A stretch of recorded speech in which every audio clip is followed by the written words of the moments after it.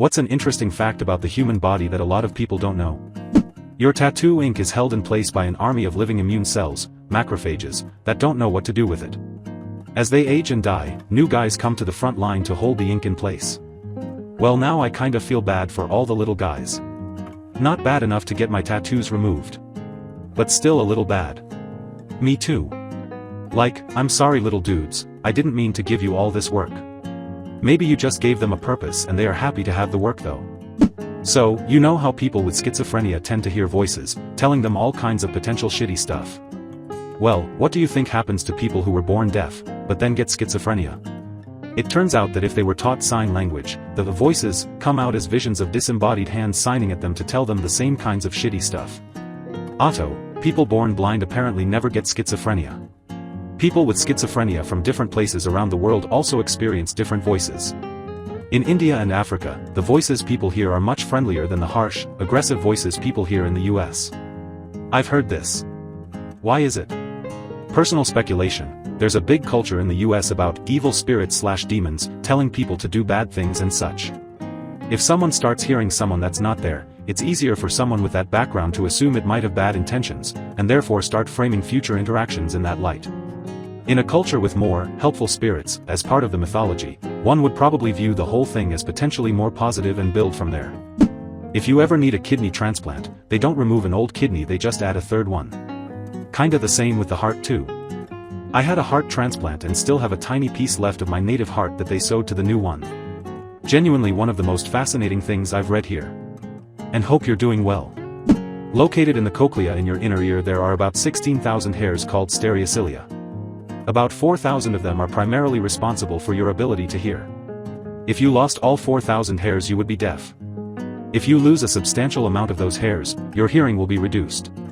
Loud sounds, like machinery, explosions, cars and bikes and amplified music destroys those hairs. There isn't really a may harm or might damage concept, just the degree of damage done when these loud sounds impact the hairs in the cochlea.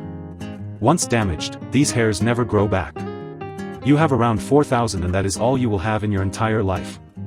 The more you lose, the worse your hearing will be. Forever. Hear me out. Rogaine ear drops. My luck, it will do nothing for my hearing, but fill my outer ear with werewolf hair. Not that I don't have some of that already. I was just telling my kids about how if you put on special glasses that turn your vision upside down, after a few days of wearing them your brain will correct your vision back to right side up. At that point without the glasses your normal vision is upside down and takes a few hours to go back. I believe there's a paper by George Stratton about it. Hey, don't scroll to the next thread, please just subscribe, like and hit the bell, or you will miss the next wild Reddit story. I'm already working on it, so see you in the next video. When you do not get enough sleep, your brain can actually start eating itself.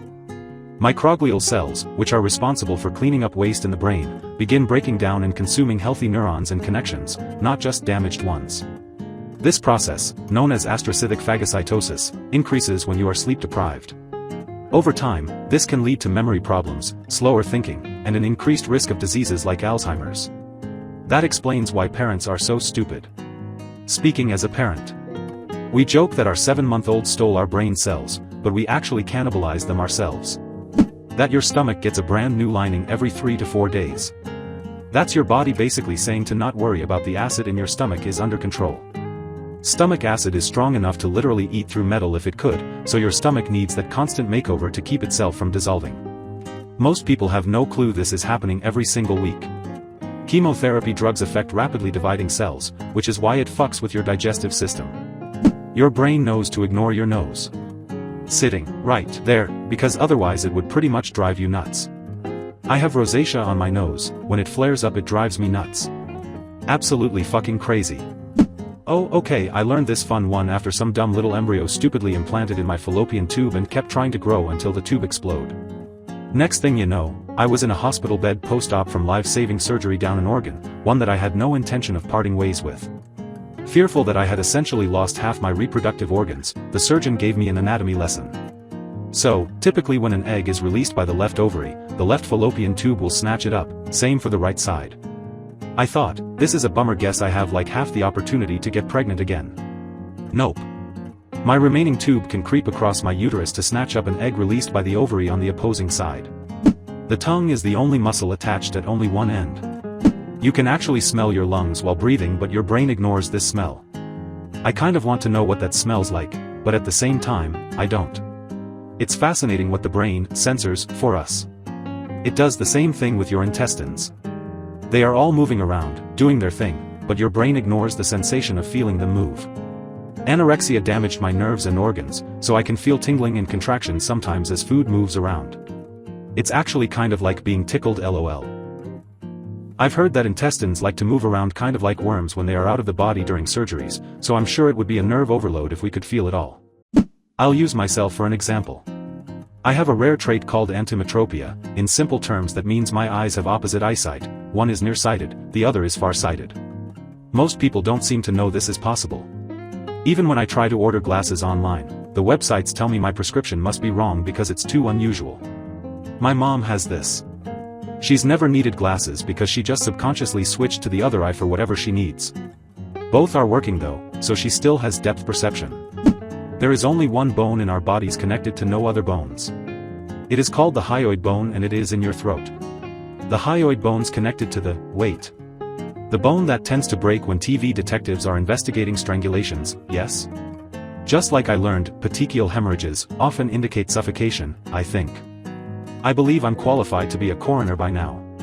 The brain is a very needy drama queen in many ways. It often acts like a selfish tyrant when it feels the need to protect itself. It can and will jeopardize nearly every other bodily system to save itself. For example, fainting is essentially the brain's super cool way of saying, I want better blood flow, but I'm not getting it, therefore I will force the body to be horizontal. When you're on the floor, gravity acts in favor of better circulation to the brain than standing upright. The heart and brain are then on the same level. Other examples can include glucose hoarding, blood shunting, and Cushing's reflex, to name a few. You have a second brain in your gut. It's why my stomach is in charge of all my worst financial decisions and my actual brain is just a terrified passenger along for the ride. Most people think celiac disease, a genetic autoimmune disease where the body destroys villi in the small intestine when gluten is consumed, leading to malnutrition, joint pain, ataxia, growth disturbance, and cancer, is something that affects Western populations, but it's actually turning out to be just as common, at around 1% of the population. In Southeast Asian and African populations as well as testing increases, particularly through immigration to countries where testing is common. The rate may also be similar in other populations as well if testing is ramped up there as well. It's also not a new phenomena. It was first described in ancient Greece, and the Dutch famine in World War II is what helped narrow down gluten as the culprit for what triggered celiac. Children dying of malnutrition in hospitals actually improved during the famine because they were no longer fed bread. Your brain can generate enough electricity to power a small light bulb. About a 20-watt bulb. A night light maybe. LOL, maybe that's where the term dim-witted comes from in terms of intelligence. I definitely know people in the 2 and 3 watt range. I had to start using hearing aids. I queried why it was difficult for me to know where sound was coming from when in a crowd or noisy room. Audiologists told me that the brain can instantly determine the direct of most sound that enters the ear direct, but it can't be so precise when it receives sound via hearing aids. This fascinates me. Hold on to your hats folks, this is a goodie. Men, remember the turn you head and cough thing at the doctor's? What's being felt there is the muscle wall of the lower abdomen. But the trick is, that edge to the side would be, in women, the labia majora. Feel up to the dimple above the penis and over the top to the other side. Now trade penis for clitoris. Same structure. Follow on down under, feeling through the scrotum, and you feel the bump/tube of the urethra underside of the penis. Keep going and you'll feel a dent where the tubes of the penis go into the body, but short of the ring muscle of the anus. That dent is where your vagina would have been if female. Male and female genitals are homologs. An analog has a different source, but similar form. Flamingos and baleen whales have an analogous mouth structure, for example, both are designed to filter food from water. A homolog has a similar source, but different end structure. And here goes the story.